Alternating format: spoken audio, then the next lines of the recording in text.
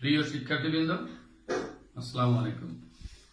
আমি S M Anwar Hossain, সহকারী অধ্যাপক, দর্শন বিভাগ, সরকারি আবুল কালাম ডিগ্রি কলেজ, বাবুগঞ্জ, বরিশালের অনলাইন ক্লাস থেকে তোমাদের স্বাগতম।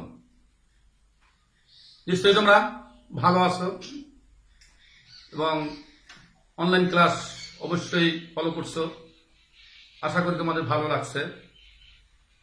তো বিগত ক্লাসে আমি তোমাদের পাঠদান করাইছে যুক্তিবিদ্যার দ্বিতীয় পত্রের তৃতীয় অধ্যায়ের আরোহের প্রকারভেদ। সেখানে আমি পড়াইছি আরোহ কাকে বলে, আরোহ কয় প্রকার, কি কি। আজকে তোমাদের উদ্দেশ্যে আমি যে ক্লাসটা পরিবেশন করছি সেটি হচ্ছে আরোহের বৈশিষ্ট্য। সেক্ষেত্রে বৈজ্ঞানিক আরোহের বৈশিষ্ট্য, যেটা ইংরেজিতে বলে ক্যারেক্টারিস্টিক্স অফ সায়েন্টিফিক ইন্ডাকশন। বৈজ্ঞানিক আরোহের বৈশিষ্ট্য। তো সেক্ষেত্রে আমাদের বৈজ্ঞানিক আরোহ কাকে বলে সেটি আমাদের জানতে হবে। তো বৈজ্ঞানিক আরোহ হলো প্রকৃতির নিয়মানুবর্তিতা নীতি ও কার্যকারণ বিধির উপর ভিত্তি করে কয়েকটি বিশেষ দৃষ্টান্ত পর্যবেক্ষণের অভিজ্ঞতা থেকে একটি সার্বিক সংশ্লেষ যুক্তিবাক্য স্থাপন করার প্রক্রিয়াকে বলে বৈজ্ঞানিক আরোহ। তাহলে সংজ্ঞাটা বুঝতে পারলাম। প্রকৃতির নিয়মানুবর্তিতা নীতি ও কার্যকরণ নিয়মের উপর ভিত্তি করে কয়েকটি বিশেষ দৃষ্টান্ত পর্যবেক্ষণের অভিজ্ঞতা থেকে একটি সার্বিক সংশ্লেষ যুক্তিবাক্য স্থাপন করার প্রক্রিয়াকে বলে বৈজ্ঞানিক আরোহ। তো আমরা উল্লিখিত সংজ্ঞাটি পর্যালোচনা করলে তার থেকে আমরা বৈজ্ঞানিক আরোহের যে বৈশিষ্ট্য সমূহ পরিলক্ষিত হয় সেক্ষেত্রে যথা এক নম্বরে যদি আমরা ধরি, বৈজ্ঞানিক আরোহ সার্বিক সংশ্লেষ যুক্তিবাক্য স্থাপন করে। এর বর্ণনার মধ্যে তিনটি দিক নিহিত রয়েছে। তিনটি দিক যথা যুক্তিবাক্য স্থাপন করে, সার্বিক যুক্তিবাক্য স্থাপন করে, সার্বিক সংশ্লেষ যুক্তিবাক্য স্থাপন করে। দ্বিতীয়, ইহা ঘটনার অভিজ্ঞতা ও নিরীক্ষণের ভিত্তিক। তৃতীয়ত, ইহাতে আরোহমূলক লম্ফ থাকে, যেটাকে ইংলিশে বলে ইন্ডাকটিভ লিফট। চতুর্থত, ইহা দুটি মৌলিক বা পরম নিয়ম তথা প্রকৃতি নিয়ন্ত্রণ নীতি ও কার্যকর নিয়মের উপর নির্ভরশীল। 5 নম্বরে, ইহা আকারগত ও বস্তুগত সত্য প্রতিষ্ঠা করে। সর্বশেষ, ইহার সিদ্ধান্ত নিশ্চিত। তো আমরা বৈজ্ঞানিক আরোহের সংজ্ঞা থেকে বিশ্লেষণ করলে যে বৈশিষ্ট্যটা পাই, এতক্ষণে আমি সেটি তোমাদের সামনে উপস্থাপন করলাম। এবারে আসো পর্যায়ক্রমে আমরা আলোচনা করি। তো প্রাথমিক যে সে দিকটা হচ্ছে বৈজ্ঞানিক আরোহ সার্বিক সংশ্লেষ যুক্তিবাক্য স্থাপন করে। এই কথাটার মধ্যে তিনটি দিক নিহিত রয়েছে। তার মধ্যে ক, খ, গ দিয়ে বুঝাচ্ছি আমি। যেমন যুক্তিবাক্য স্থাপন করে। এখন আমরা যুক্তিবিদ্যার যুক্তি বা অনুমান যখন আমরা প্রতিষ্ঠা করি তখন আমরা বাক্যের সাহায্য নেই এবং এই বাক্যগুলিকে যুক্তিবাক্য বলে। আর যুক্তিবাক্য সেটি দুটি পদের মধ্যে স্বীকৃতি বা অস্বীকৃতিমূলক বর্ণনা থাকে। তো আমরা যখন বৈজ্ঞানিক আরোহের সিদ্ধান্ত গ্রহণ করি সেই সিদ্ধান্তটাও আমাদের এই দুটি পদের মধ্যে কোনো একটা বর্ণনা, স্বীকৃতি, অস্বীকৃতি সূচক পাওয়া যায়। তাই বলা হয়েছে এটা একটি যুক্তিবাক্য স্থাপন করে। দ্বিতীয়ত বা খ নাম্বারে আছে সার্বিক যুক্তিবাক্য স্থাপন করে। শুধুই বাক্য স্থাপন করে সেটি নয়, এটি হচ্ছে আবার সার্বিক যুক্তিবাক্য স্থাপন করে। সার্বিক আর বিশেষ নিশ্চয়ই বুঝেছ যে বিশেষ হচ্ছে কিছু বা নির্দিষ্ট পরিমাণ সম্পর্কে কিছু বললে বিশেষ, আর সার্বিক বলতে সমগ্র উদ্দেশ্যপদে সমগ্র সম্পর্কে যদি কিছু আমরা বর্ণনা করি, ব্যাখ্যা করি, তবে সেটি হচ্ছে সার্বিক ক্ষেত্র। যেহেতু আমরা বিশেষ বিশেষ দৃষ্টান্ত পর্যবেক্ষণের অভিজ্ঞতার আলোকে আমরা সিদ্ধান্ত স্থাপন করি, তাই সেক্ষেত্রে বিশেষ বিশেষ দৃষ্টান্ত থেকে আমরা সমগ্র সম্পর্কে যখন সিদ্ধান্ত গ্রহণ করি, সেই সিদ্ধান্তটা একটি যুক্তিবাক্য এবং সেটি হয় সার্বিক যুক্তিবাক্য। যেমন আমি এ যাবৎ যত ফুল দেখেছি, গোলাপ ফুল, ডালিয়া ফুল, শিউলি ফুল, জিনিয়া ফুল, সবই তো আমার কাছে সুন্দর লাগছে।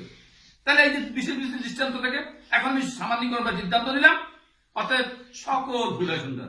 এটি হচ্ছে সার্বিক যুক্তিবাক্য। আর খ নাম্বার আছে সার্বিক সংশ্লেষ যুক্তিবাক্য স্থান করে। এটা লক্ষ্য করো, এটা একটু বোঝার বিষয় আছে। বৈজ্ঞানিক আরো যে সিদ্ধান্তটি আমাকে দেয় সেটি একটি সার্বিক সংশ্লেষক আবার যুক্তিবাক্য স্থাপন করে। এখন তৃতীয় পর্যায়ে সার্বিক সংশ্লেষক যুক্তিবাক্য। তাহলে সংশ্লেষক আর বিশ্লেষক, সংশ্লেষক অর্থাৎ সংশ্লেষক সংযোজক করে বা সরবরাহ করে, আর বিশ্লেষক মানে আমি যদি বিশ্লেষণ করে কোনো সিদ্ধান্ত নেই সেটা বিশ্লেষক হয়ে যায়। সেক্ষেত্রে আমরা উদাহরণে আসতে পারি বা সংজ্ঞার আকারে, অর্থাৎ আমরা একটি যুক্তিবাক্যের ভিডিও পত্রটি যদি আমরা বিশ্লেষণ করলে তার দাত্তার্থমূলক গুণ পাই, সেটি হচ্ছে বিশ্লেষক যুক্তিবাক্য। সেক্ষেত্রে আমরা যদি বুদ্ধিমত মানুষ হয় বুদ্ধিবৃত্তিশীল প্রাণী, এই যে বুদ্ধিবৃত্তিশীল প্রাণী মানুষ হয় বুদ্ধিশীল প্রাণী, এই বুদ্ধিবৃত্তিশীল ভিডিও পত্রটি আমরা বিশ্লেষণ করলে এখানে মানুষের একটি পূর্ণাঙ্গ তথ্য আমরা পাই। অর্থাৎ এটি হচ্ছে বিশ্লেষক যুক্তিবাক্য। আর সংশ্লেষক যুক্তিবাক্য হচ্ছে কি, সে সকল মানুষ হয় মরণশীল। এখানে সকল মানুষের মরণশীল, এই যে ভিডিও পত্রটি মরণশীল, এই মরণশীল বিশ্লেষণ যদি আমরা করি সেখানে কিন্তু আমরা দায়িত্বের কোনো গুণ বা অংশ পাবো না, নতুন একটি গুণ পাই, মানে সংশ্লেষ করে সংগ্রহ করে, সেটি হচ্ছে এখানে মৃত্যু সম্পর্কে। মানুষ হয় মরণশীল, পশু হয় মরণশীল। এই যে মরণশীল, এটি হচ্ছে এর দ্বারা যে যুক্তিবাক্য তৈরি হয়ে থাকে তাকে বলে সংশ্লেষক যুক্তিবাক্য। তাহলে বিশ্লেষক যুক্তিবাক্য থেকে সে সংশ্লেষক যুক্তিবাক্য স্থাপন করে। আচ্ছা, দ্বিতীয় পর্যায়ে আসি, ইহা ঘটনার অভিজ্ঞতা ও নিরীক্ষণ ভিত্তিক। ঘটনার অভিজ্ঞতা ও নিরীক্ষণ বা পর্যবেক্ষণ, এটি নিরীক্ষণের কথা বলা হয়েছে, অর্থাৎ বিশেষ বিশেষ দৃষ্টান্ত নিরীক্ষণ বা পর্যবেক্ষণের আবার তারপর অভিজ্ঞতা। তার মানে আমি এ যাবৎ যত লোকেরই আমি যত তার বার্তা শুনেছি যাবৎ, তা প্রায়ই দুঃসংবাদ আনয়ন করে।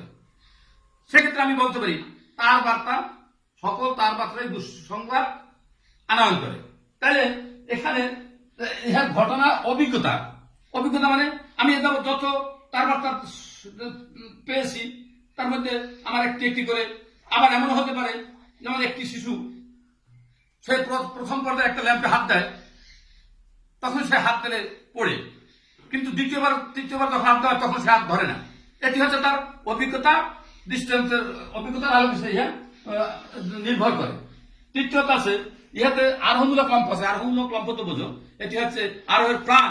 এই প্রাণ যদি না থাকে, বিশেষ থেকে সার্বিকে, সার্বিক থেকে বিশেষ থেকে সার্বিকে, জ্ঞাত থেকে অজ্ঞাতে, জানা থেকে অজানায় একটা অনির্দেশ যাত্রা যখন করা হয়, যেমন সকল সম্পর্কে যখন সিদ্ধান্ত করি, এটি হচ্ছে আরোহমূলক লম্ফ, ইহাই আরোহের প্রাণ। চতুর্থত ইহা দুটি মৌলিক পরম নিয়ম যথা প্রকৃতি, নিয়ম, রীতিনীতি ও কার্যকর নিয়মের উপর নির্ভরশীল। তাহলে আমরা বৈজ্ঞানিক আরো মূল বিষয়টি হচ্ছে প্রকৃতি, নিয়ম, রীতিনীতি ও কার্যকর নিয়মের উপর নির্ভরশীল। কারণ আজকে যে নিয়মে কিছু ঘটলো, আগামী দিনেও ওই নিয়ম আমরা যদি তৈরি হয় তাহলে সেই ঘটনা ঘটবে, এটাই আমরা ধরে নিতে পারি। আবার কোনো কারণ ছাড়া কার্য ঘটে না। আজকে যে কারণ তৈরি হলো, ওই কারণ যদি কখনো পুনরায় আবির্ভাব হয় তবে সে কার্য ঘটতে অবশ্যই বাধ্য। সেক্ষেত্রে প্রকৃতি, নীতি ও কার্যকর নিয়মের উপর নির্ভরশীল। 5 নম্বরে ইহা আকারগত বস্তুগত সত্য। ইহা আকারগত ও বস্তুগত। আকারগত বলতে আমরা যেমন সকল মানুষ হয় মরণশীল, রহিমা একজন মানুষ, অতএব রহিমা মরণশীল, এটা আকারগত। আবার এটা আকারগত। এরপরে বস্তুগত হচ্ছে কি, আমি সকল আমি যত কাক দেখেছি, যেমন কোটালীপাড়ার, বরিশালের, গৌরনদীর সব কাক আমার জানা মতে কালো, অতএব সকল কাক হয় কালো। এটি হচ্ছে আমার বস্তুগত সত্য। বাস্তবে আমি দেখেছি, অর্থাৎ বাস্তবে দেখার পরেই তুমি সিদ্ধান্ত নিয়েছি। তাহলে একদিকে আকারগত, আবার বস্তুগত উপর নির্ভর করে। ইহা সিদ্ধান্ত নিশ্চিত। সিদ্ধান্ত নিশ্চিত বলতে আমরা যত দৃষ্টান্ত উপস্থাপন করব, যত দেখবো, তার উপরে আমরা সিদ্ধান্ত গ্রহণ করবো।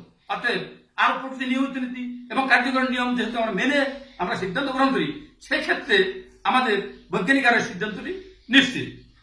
উপসংহারে আমরা বলতে পারি উক্ত 3 প্রকার আরোহকে প্রকৃত আরোহ বললেও বৈজ্ঞানিক আরোহী কেবল প্রকৃত আরোহ হিসেবে ধরা যায়, কারণ ইহাতে কার্যকর নীতি যথার্থভাবে মেনে চলা হয়। তো আজকের ক্লাসে আমরা বৈজ্ঞানিক আরোহের বৈশিষ্ট্যসমূহ আলোচনা করেছি। যেহেতু করোনার কাল, তাই আমার বলতে হয় করোনার কারণে বাদ দিও না লেখাপড়া, অনলাইনে ক্লাসে মনোযোগের সাথে দিবে ছাড়া।